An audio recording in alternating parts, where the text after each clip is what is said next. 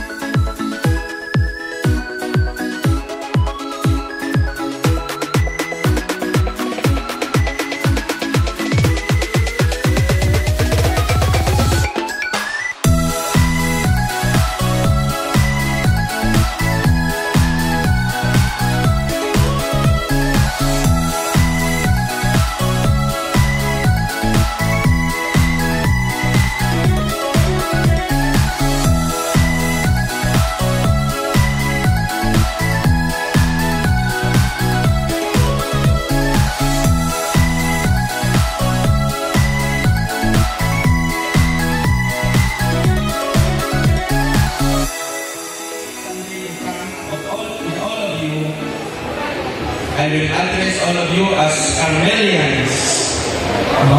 Maybe I can say my fellow Carmelians. Why? Because in reality, I'm not a graduate of this school, but of course, I am a graduate also of other school which is administered by the Carmelites. That's why I'm also a Carmelian. I'm a graduate of Mother Carmelist High School in my hometown in Iloilo, which is owned and administered by the Carmelite missionaries. So we are all Carmelians.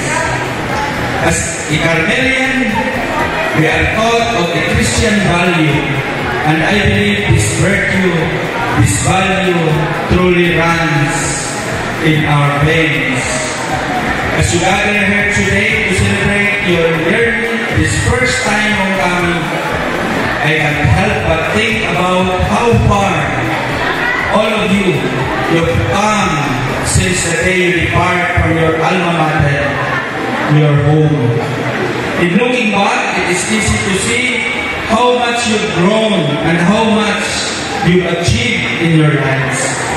You pursued your passion, and you've taken rest, and you've learned from them, but most importantly, you've never given up. I believe also that you faced challenges and obstacles, but you never lost sight of your goals, and that's something to be proud of. We should all take a moment to pat ourselves on the back and everything you've accomplished. But, of course, let us not stop there. You have to let's use this reunion as an opportunity to inspire one another to continue growing and achieving. Perhaps share your stories, your successes, and failures. Hope this will motivate each other to keep pushing forward and to never give up. As we catch up with old friends and reminisce about your student life, let's also look to the future with hope and optimism. Let's remember that anything is possible if we set our minds to it and work hard, and above all, trusting the Lord. Hope you make this reunion not just a celebration of the past, first time pa, but the launching pad for the future. Continue to inspire each other and make positive impact in our community. So, personally, I am very happy to see you all. I celebrated my 1 year as administrator of the school last May 16. Nagkuha ako, and little bit naka-adjust naman. But I would like to express that I'm very thankful to see you. Hope you turn around. We will grab this opportunity also to please don't forget to help your alma mater, to help our school. We have a plan to change the grouping of our team. There are some graduates of the school committed already to support. Hopefully you support us with all our projects in school. This is for the community of Escalante. This is for Escalantehanon and for the younger ones. And everything we build, everything we put up will be an expression of saying thank you to Mount Carmel College of Escalante. Daghan kayong salamat. Yung ako, of course, pero ni-choose ni na unang-unang mo ang secretariat. Kaya nung-option na siya ang mga foundation. Kung saan ka nakabot ng commerce or education or whatever. Na, ang mga secretariat sa una, simple rin kayo na mga anak ko na sa mga pigado. So, ang ako mga hando, dihan mo dito pa, at least namin training. Namin mga skills na dapat mo ang i-develop. Or i-home pa rin siya.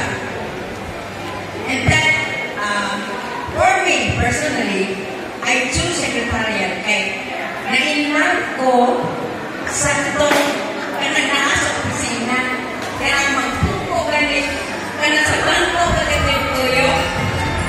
Okay na ako digirahan sa mga panahon. However, as I go on, wala kayang bangko nga akong nakita. Usa kayo siya na simbolo na makapungko rin ka sa lain-lain ng assigned task ay hatag sa inyo, ha? So therefore, ako personally, there is MCC, dako kayo akong pasalamat sa trust and confidence na gihatag sa kuha, sa kuha employer. So, kung na'y, say for example, na'y believe, mga department heads. So, during that time, ipagahan ko nila o assignment. Ako yung take charge for number of days. So, it's a training part sa mga secretarial department. Secretarial training. Meaning, kung kung secretarial ka, yung dipili, very keen observer ka. Aside sa mga skills in the manipulation of things like writer during those time, keen ka sa observation mo sa human relationship. So therefore, kung secretary ka, you are expected na good ka sa ibang mga clients or people are going to be in your office. That is why, as secretarial, kusang sa foundation para sa other big opportunities. So, sa secretarial department, bisag nyo tayo ni, but we are very proud nga hitong me or himuna me sa secretarial department. So, thank you very much. Back to some of the persons who have been instrumental to my journey 26 years ago. More so with, of course, our very own alumni president, Dr. Romulo Sisto, who was my boss in UNESCOS, and also, of course, Dr. Rogelio T. Arcavo. So what I become today, earning the highest spot in terms of salary, is attributed to them. I like to look back 26 years ago, or 30 years ago, I said, when I started to dream to be a chemist. But by profession, I graduated as a businessman. By accident, and whom I love most, I was become a teacher. And so, I'd like to attribute all of this brought about by the Carmelian values that made me a strong person to combat all the challenges and difficulties amidst the changing landscape of the Philippines. And with that, I'd like to reminisce and perhaps see forward to cherish more of a gathering like this, hoping to fill in this old, or hindi ko man siguro dilapidated father cover court. But again, seeing some batch 94, nag-commit naman ang batch ko na namon for an improvement sa Carmen. So looking back 26 years again, I'd like to leave a message since Dr. Sisto, I think my mentor also, Ma'am Selva, will be joining the teaching force of Mount Carmel with the next sem. Again, we are just here. We just wait for a text and a call as to how can we look forward for Mount Carmel. Good afternoon. To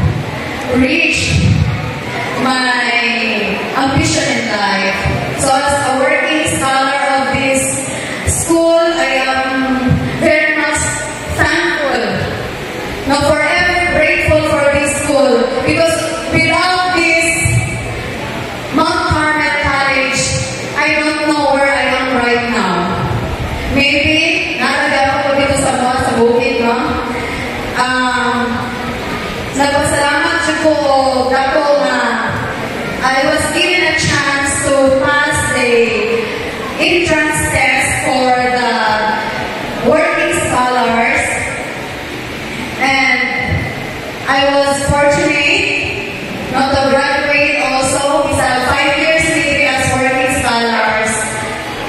Sila din makuyog ako bumausana, and sa akong papasalamat sa Mount Carmel College, napabilin ko sa pag-alagad sa simbahan as choir member and an LCM. That's why this morning, sa Thomas, as our ministry, so bisag mag-solo na natin sa mga pagkanta, go lang yapon. Because Mount Carmel has molded us, no?